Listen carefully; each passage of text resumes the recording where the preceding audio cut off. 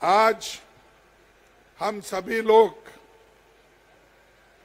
इस गांधी जी के जो स्मारक है, इस राजघाट पे जो हम आए हैं, ये दिखाने के लिए कि हम सब लोग एकजुट होकर राहुल गांधी जी के साथ खड़े हुए हैं, ये हमको दिखाना है। और ये जो सत्याग्रह है, ये 10 से 5 तक, ये सिर्फ एक आज के लिए है, लेकिन ऐसे सैकड़ों सत्याग्रह सारे देश में होंगे और हर जगह होंगे। कांग्रेस, बीजेपी सरकार और मोदी जी खास करके हमारे को कमजोर समझ रही है। अगर कोई व्यक्ति अहंकार से हमारे को कुचलने की कोशिश करता है तो उसका मुंहतोड़ जवाब देने का भी हमारे पास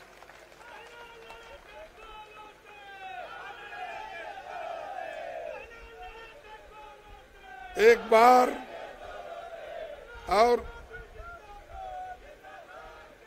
बार मुझे याद है, जब मैं विद्यार्थी था तो लॉ में पढ़ता था, तो उसी वक्त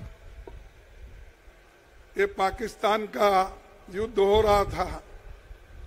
तब लाल बहादुर शास्त्री जी ने एक बात कही थी, हमें कमजोर मत समझो, हमारे पास वो शक्ति है, ईंट का जवाब पत्थर से देंगे।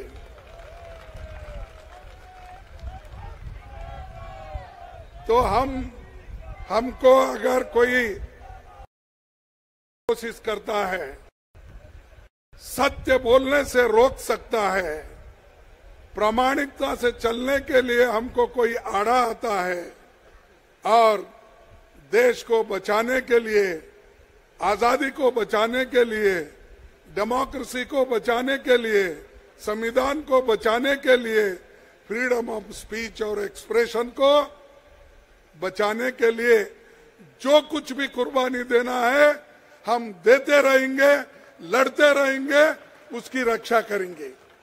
यही काम राहुल गांधी जी कर रहे हैं। किनके खिलाफ लड़ रहे हैं? जो भ्रष्टाचारी है, जो इस देश के थोड़ा सुनो, सुन के जाके अपने गांव में बोलो। देखिए, राहुल जी किसके लिए लड़ रहे हैं? इस देश के जनता के लिए लड़ रहे हैं, आपके लिए लड़ रहे हैं, हमारे लिए लड़ रहे हैं, महिलाओं के लिए लड़ रहे हैं, युवाओं के लिए लड़ रहे हैं, जिनको एम्प्लॉयमेंट नहीं, एम्प्लॉयमेंट दिलाने के लिए लड़ रहे हैं। आज कीमतें इतने ऊपर चले गए, उसको नीचे लाने के लिए, लोगों के जीवन को अच्छा करने के लिए वो लड़ रहे हैं, और उनके ऊपर आप केस करते हो। अरे कोलार में जो बात हो गई वो चुनाव में थी, और वही का किसी को ठेस पहुंचाने की बात नहीं थी, लेकिन इन्होंने कोलार जो हमारे कर्नाटक में है, वहां का केस सूरत में लाते हैं। आपकी मंशा क्या है? अगर कोई घटना होती है, उसी स्टेट में करना चाहिए था। अगर आप में हिम्मत होता तो वो कर्नाटक में वो केस करके दिखाना था, लेकिन आप कहां पर लाए? सूरत में लाए। और ये सूरत में आप लाए, सूरत में लाकर केस रजिस्टर करके बार बार राहुल जी को बुलाए, उनकी बात सुने, उन्होंने कुछ किसी के खिलाफ नहीं बोले, और कोई ऐसा डिफेमेशन केस नहीं होने वाला था, लेकिन इनको राहुल जी का मुंह बंद करना है। हैं और लोगों के लिए रखते हैं।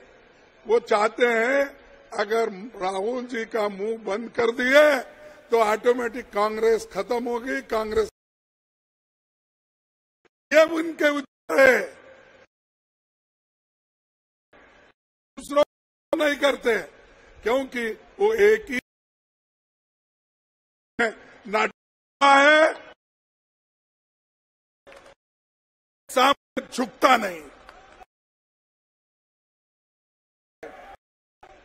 उनकी वो, लेकिन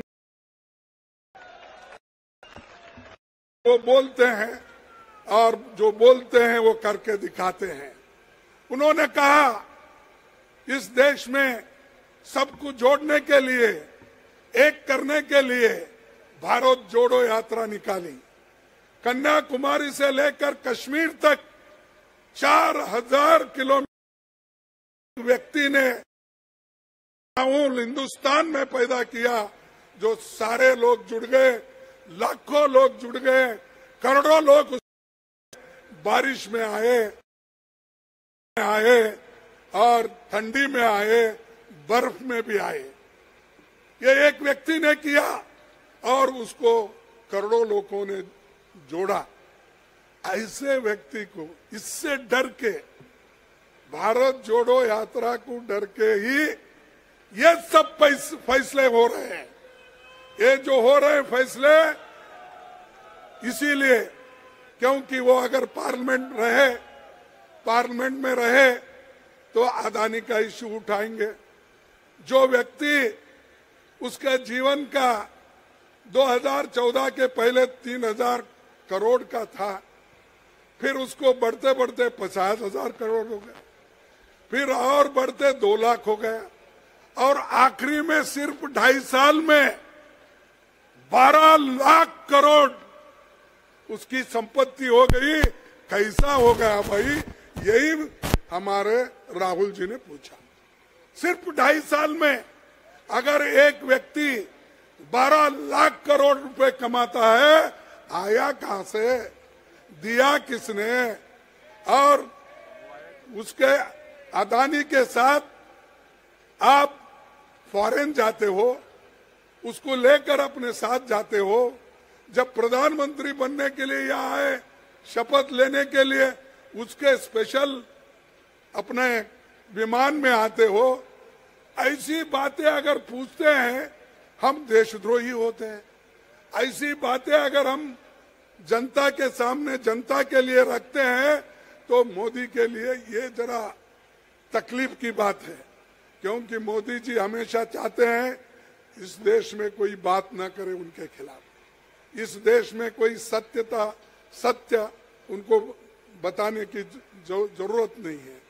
तो इसीलिए राहुल जी एक बात कहे, मैं तो किसको डरूंगा नहीं और सत्य से चलूंगा, गांधी जी के मार्ग पे चलूंगा और अहिंसा से लड़ूंगा। मैं अहिंसा के तरीके से लड़ूंगा, कहीं मार्चो किसी को डराना धमकाना का कोशिश नहीं है। लेकिन मैं एक बात पूछना चाहता हूं, राहुल जी चुनाव में जो भाषण किए उसका अब 2-3 साल के बाद ये हो रहा है। ऐसे कितने भाषण मोदी ने किया? मोदी ने तो इतने गलत लफ्ज गांधी फैमिली के खिलाफ किया, दूसरा कांग्रेस के खिलाफ किया, और वो आदमी खुद उसको तो डिफेमेशन केस में डालकर अब तक शिक्षा देना चाहिए था। लेकिन हमारे देश के लोग बड़े लिबरल हैं कि बोले चलो एक आदमी बोलता है तो उसको इग्नोर करो। इन्होंने यही बोला था अहमदाबाद में जब हजारों लोग मर गए थे, उस वक्त किसी ने पूछा, जर्नलिस्ट ने, कि इतने लोग मर गए हैं, आपको दुख नहीं होता क्या? तब उन्होंने क्या कहा कि ड्राइवर तो मैं नहीं था, मैं बाजू में बैठा था, लेकिन ड्राइवर ने गलती से अगर किसी कुत्ते को मारा तो दुख तो जरूर होता है, लेकिन जनता को, लोगों को उन्होंने कुत्ता कहा। और ऐसा आदमी आज ओबीसी की बात करता है। अरे भाई, आप तो नीरव मोदी ओबीसी है, हाँ, मेहुल चौकसी ओबीसी है, ललित मोदी ओबीसी है। अरे ये तो देश का पैसा लूट के भाग गए। अगर हम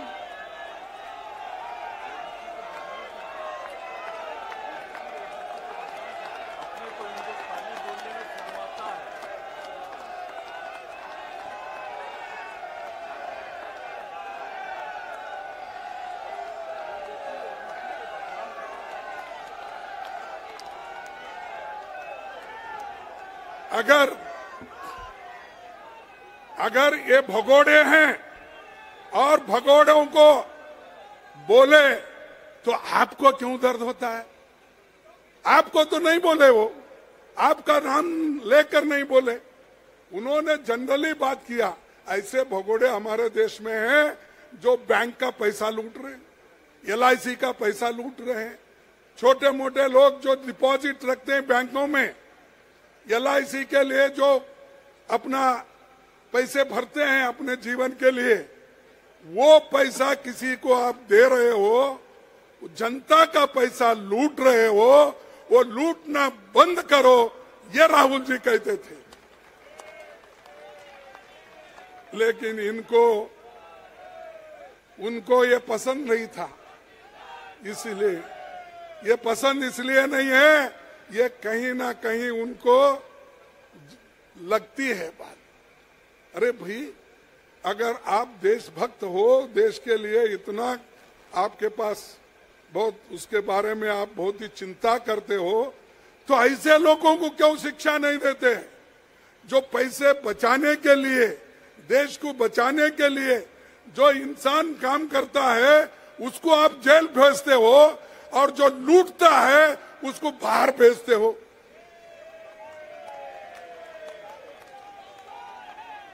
तो इसलिए भाइयों, सिर्फ हम लोगों के लिए नहीं, सारे देश के लिए, और सारे देश में डेमोक्रेसी कायम रखने के लिए, लोकतंत्र कायम रखने के लिए हमको लड़ना है। मुझे खुशी इस बात की है ये तो बोला था, मुझे खुशी इस बात की है कि सारे पार्टियां, सभी अपोजिशन पार्टी एक होकर राहुल जी के साथ खड़े हुए हैं। मैं उन सबको धन्यवाद देता हूं, उन सबको शुक्रिया अदा करता हूं कि जो ऐसे वक्त में लोकतंत्र को बचाने के लिए हमारे साथ खड़े हुए हैं। हर एक ने बात की, मैं उनको धन्यवाद देता हूं, 100 बार धन्यवाद देता हूं। और ये लड़ाई ऐसे ही कायम रखने के लिए हमको भी कोशिश करना है। ये एक दिन की लड़ाई नहीं, कामयाब होने तक हमारी लड़ाई जारी रहेगी।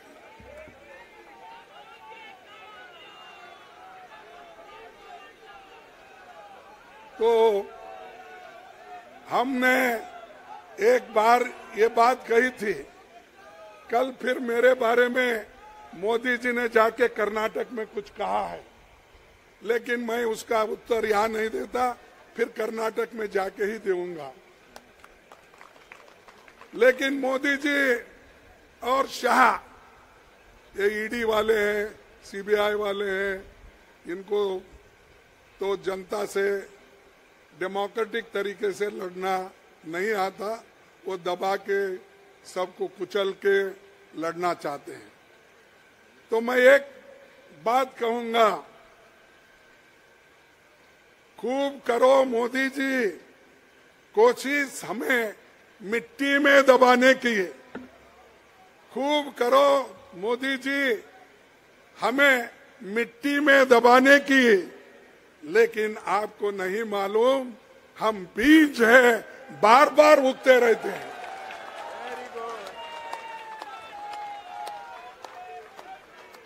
हमको आप कुचल नहीं सकते, हम बीज है भाई। आप जितना मट्टी में दबाएंगे हम फिर ऊपर आएंगे। तो ये उनकी एक ये है, क्या है कि ऐसा हम करते गए, सताते गए, राहुल जी को डिस्क्वालीफाई करे। अरे डिस्क्वालीफाई जनता करने दो ना, तुम क्यों? क्योंकि तुम्हारे खिलाफ तो नहीं बोल रहे, देश को बचाने के लिए बोल रहे, चोरों के खिलाफ बोल रहे, फिर चोरों का साथ क्यों दे रहे आप? लूटने वालों का साथ क्यों दे रहे? लुटेरों का साथ क्यों दे रहे? फाइट करने वाले लोग उनका साथ क्यों दे रहे? जाति जाति में झगड़ा क्यों लगा रहे? तो इसीलिए हम सब लोग एक होकर लड़ना है और राहुल जी का संदेश घर घर पहुंचाना है। मैं आपसे विनती करता हूं, मजबूत बनो, एक हो जाओ, कुछ भी आए, अगर डेमोक्रेसी बची तो ही आप सबको हक होगा वोट देने का, नहीं तो ये डिक्टेटरशिप लाएंगे। अगर बगैर कुछ नहीं किए वो अभी अपने सारे कानून इस्तेमाल करके डिक्टेटरशिप की तरफ चल रहे हैं। तो इसलिए भाइयों, आप सबको मैं धन्यवाद करता हूं, क्योंकि छोटे से समय में, एक दिन के समय में, ये दिल्ली के प्रदेश कांग्रेस कमेटी के अध्यक्ष और उनके साथी और खासकर प्रियंका जी, क्योंकि यहाँ बहुत ही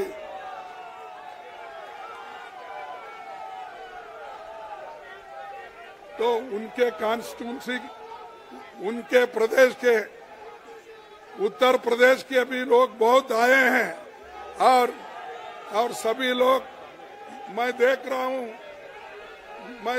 हूं यहाँ से कोने तक लोग लगे हैं, यहाँ से कोने तक लगे हैं। आप पीछे मोड़ के देखिए, तो ये जोश लोगों में है, इसको कायम रखना चाहिए। इतना कहते हुए मेरे भाषण को समाप्त करता हूं। जय हिंद, जय कांग्रेस। मैं बोलूंगा जय हिंद, आप बोलिए जय हिंद। अरे मोदी अगर सो भी गया है तो जागना चाहिए। जय हिंद, जय हिंद। राहुल गांधी, राहुल गांधी, सोनिया गांधी, सोनिया गांधी। धन्यवाद आपको और एक बार।